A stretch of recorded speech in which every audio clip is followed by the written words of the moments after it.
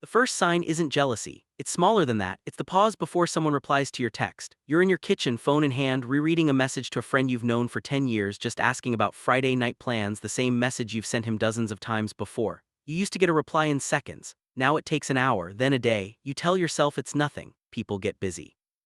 But over the last few months, you changed. You stopped stressing over splitting the bill, stopped checking prices before saying yes to plans, stopped waiting for payday to feel okay. Your friends never knew why you seemed calmer, not because you told anyone what changed, because you didn't have to. His name doesn't matter as much as his numbers, so let's call him Marcus, 31 years old, works in operations for a mid-sized logistics company, the kind of job nobody asks follow-up questions about at parties. He drives a 2016 Honda Accord with a crack in the windshield he's been meaning to fix for 2 years. He brings his own lunch most days, not because he can't afford to buy it, but because the habit stuck around long after the reason for it disappeared.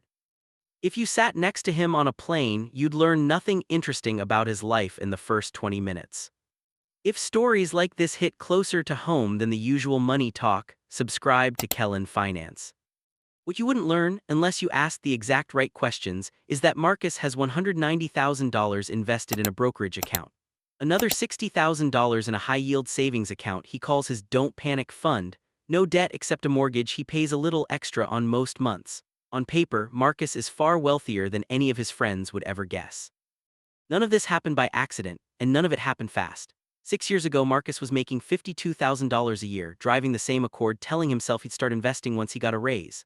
Once he paid off his credit card, once things settled down. Then the raises started coming, $71,000 by 28, $89,000 by 30, and each time he kept his spending roughly where it was and let the gap do the work.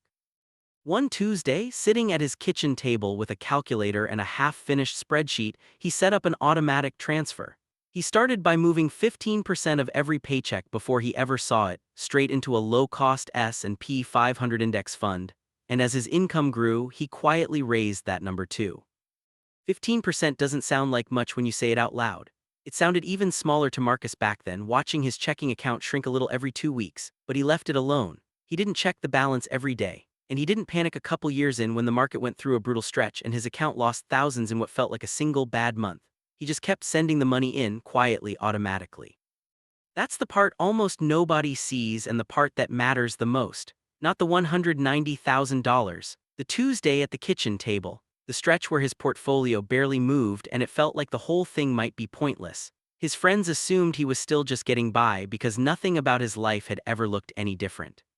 Friday night, Marcus meets 3 friends at a bar near his old apartment: Tyler, Jordan, and a guy named Chris who's been part of the group since college. Same bar they've been going to for 6 years, same booth mostly.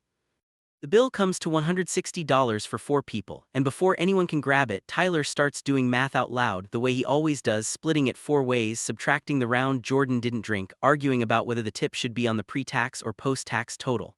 It's a ritual at this point. Nobody actually minds it. It's just what happens at the end of the night. Except this time Marcus pulls out his card and says, "I got it, don't worry about it." Silence for half a second, then Tyler laughs, but it's not quite a real laugh. "Since when do you do that?" Marcus shrugs. "It's $40 each, not a big deal." What would you think if you were at that table and a friend who always split the bill suddenly waved it off like it was nothing? Nobody said another word about it out loud. Jordan glanced at Chris. Chris didn't glance at anyone, just stared at his beer a second too long. Tyler kept talking, louder than before, about a new phone he was thinking of buying, filling the space the silence had left behind. Marcus didn't think much of it that night. $40 was genuinely nothing to him now, the kind of amount that used to matter and now barely registered. What he didn't understand yet was that money doesn't need to be discussed to be felt. You don't have to announce a number for people to sense that something about you has changed. They read it in your ease, the way you don't flinch anymore at things that used to make you flinch. He got home that night, checked his phone once, saw a normal text from Tyler about the game next week, and didn't think about the bill again. 2 weeks later, the group tried to plan another Friday. Tyler was busy. Jordan didn't respond until Sunday, and only to say next time for sure. Chris didn't respond at all, and Chris had never been the one to disappear from a group text. Marcus noticed the same way you notice a room going quiet, but he told himself it was nothing. People get busy. He believed that mostly because the alternative was harder to sit with. He didn't know yet that he'd just watched the first crack form, or how much wider it was about to get. 3 weeks after that night, Tyler texted Marcus something he hadn't expected. Not an apology, not an invitation, a pitch. Hey man, random question, you still doing the investing thing? I've got this idea for a food truck, need about 15 grand to get it off the ground. Figured since you're doing well now, maybe we could work something out. Marcus read it twice. He hadn't told Tyler he was doing well. Nobody had told Tyler anything as far as he knew. Somehow, the story had traveled anyway, the way things do in a group that's known each other for a decade, one comment turning into another until Marcus had no idea what version of his life Tyler thought he was living.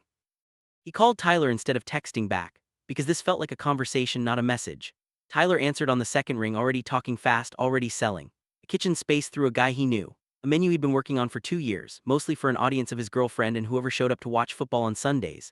What he had was $15,000 of confidence, and the assumption that Marcus specifically was now the kind of person who said yes to things like this. Marcus said he'd think about it, which was true, and also the kind of answer that bought him a few days before he had to disappoint someone.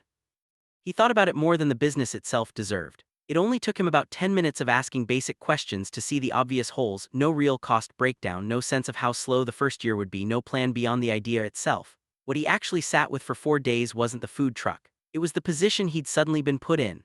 Say no, and he'd be the guy with money who wouldn't help a friend. Say yes, and he'd be funding something he was almost certain would fail, watching $15,000 and a friendship go down together. He called Tyler back and said no as gently as he could manage, and offered to look over the numbers with him instead, for free, if he wanted a second opinion before he put his own money in. Tyler went quiet for a second. Yeah, no, I get it, he said in a tone that suggested he didn't, not really. Guess I figured you're set now would have been nothing to you. That phrase stuck with Marcus longer than he wanted it to, would have been nothing to you. He wasn't even sure Tyler meant it the way it sounded. Maybe it wasn't entitlement, maybe it was just Tyler being honest about how far apart their numbers had actually drifted. Either way, it landed the same.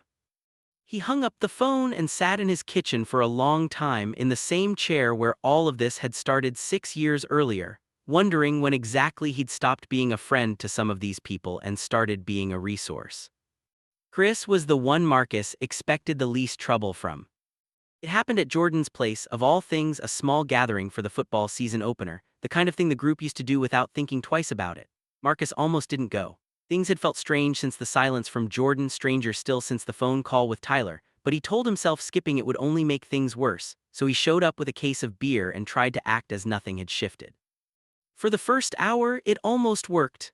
They talked about the game, about a coworker of Jordan's who'd gotten fired, about nothing in particular, the easy kind of nothing that used to define every hangout they'd ever had. Then, during a commercial break, Chris asked where Marcus had parked, and Marcus mentioned, without thinking much of it, that he'd left the Accord at home and taken his other car instead. A 5-year-old Lexus he'd bought used in cash, after his mechanic told him the Accord's transmission was on borrowed time. Chris nodded slowly, took a sip of his beer and said, "Must be nice having options like that." It wasn't said with anger, it wasn't even said loudly, but something about the way he said options made it land differently than a normal comment would have. For a second, nobody said anything. Tyler laughed a little too fast and changed the subject to something about the defense. Marcus let it go in the moment. The way you let most small things go when calling them out would make everyone uncomfortable for the rest of the night. But it sat with him on the drive home, longer than a 5-word comment about a car should have. The comment itself didn't bother him as much as who'd said it. Chris had never once brought up money, not the bill, not the food truck, not anything, not in 6 years. He was the quiet one. If he'd finally said something out loud in front of everyone, he'd probably been sitting on it for a while. Marcus thought about texting him that night, then decided against it. What would he even say? Sorry, I have a car you don't have. No version of that conversation didn't sound absurd out loud, even though the feeling underneath it clearly wasn't. He didn't know if Jordan was really just busy, or if Tyler had actually meant something by that comment on the phone, or if Chris had been quietly keeping score the whole time and finally said it out loud.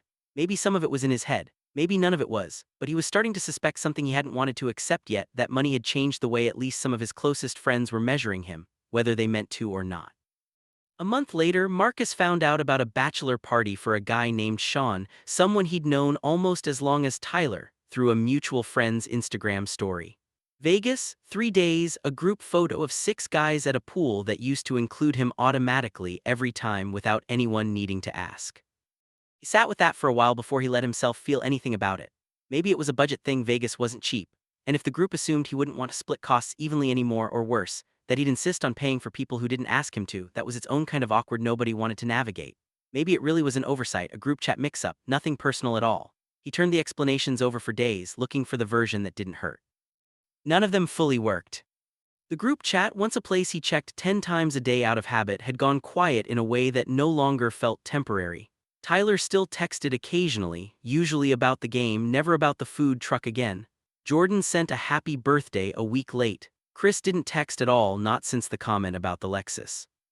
That Friday, Marcus opened the group chats out of habit, the way he always used to before heading out. No new messages, nothing since Tuesday. He set his phone face down on the counter and stood in his kitchen for a minute, in an apartment that was quieter than it used to be on a night like this. 6 years of automatic transfers, of saying no to things so he could say yes to a number in an account. He'd understood exactly what he was trading in those years: spending money, easy nights out, and the freedom to say yes without thinking twice.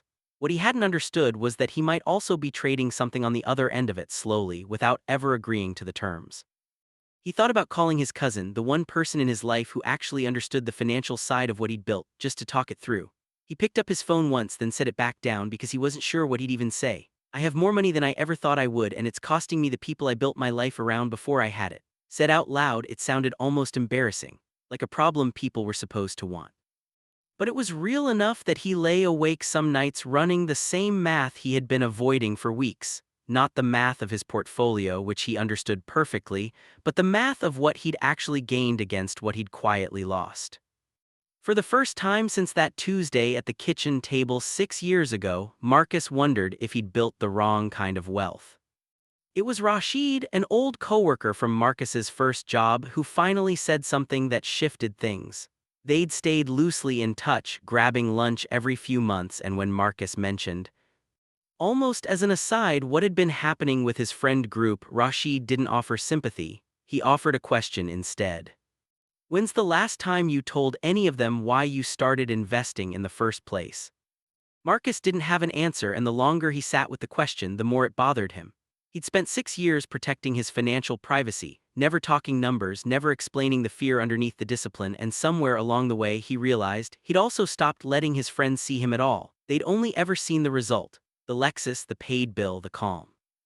Never the 25-year-old version of him who used to hold his breath at the grocery store checkout, or the Tuesday at the kitchen table that started all of it.